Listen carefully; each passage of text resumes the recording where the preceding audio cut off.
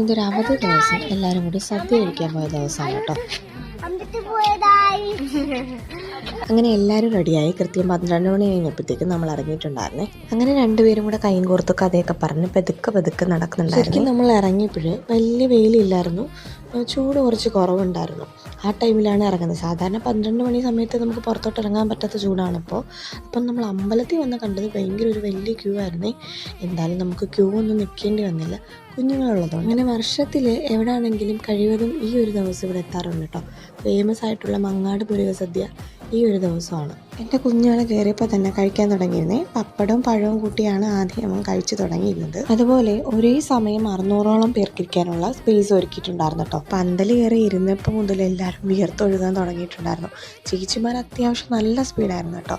വിളമ്പുന്ന കാര്യത്തിൽ എല്ലാം പെട്ടെന്നായിരുന്നു. പിന്നെ എൻ്റെ 2 കുഞ്ഞുങ്ങൾക്കും സദ്യയോട് ഭയങ്കര ഇഷ്ടമാണ് കേട്ടോ. അത് കഴിഞ്ഞ് പായസം വരാൻ തുടങ്ങി. അടപ്രഥമൻ, ബ്രഹ്മസ്ഥലി, കടല പായസം, അങ്ങനെ 3 ടൈപ്പ് പായസം ഉണ്ടായിരുന്നു. മൂത്താൾ പറയുകയാണെ അമ്മ തിരക്കിലോട്ട് വരണ്ട, ഞാൻ വെള്ളം കൊണ്ട് തരാമെന്ന്. അങ്ങനെ കൈയൊക്കെ കഴുകി പെതുക്കെ നമ്മൾ സദ്യ കഴിച്ച ക്ഷീണം മാറാൻ കുറച്ച് നേരം ഇരുന്നും നിന്നും അങ്ങനെ പെയ്യെ നടന്ന് വീട്ടിലെത്തി. തിരിച്ചിറങ്ങിയപ്പോൾ നല്ല വെയിലായിരുന്നു. നമ്മൾ വീടെടുത്തായതുകൊണ്ട് പെട്ടെന്ന് എത്തിയിട്ടുണ്ടായിരുന്നേ. അപ്പോൾ മറ്റൊരു വീഡിയോ കാണുന്നവരെ ടാറ്റ.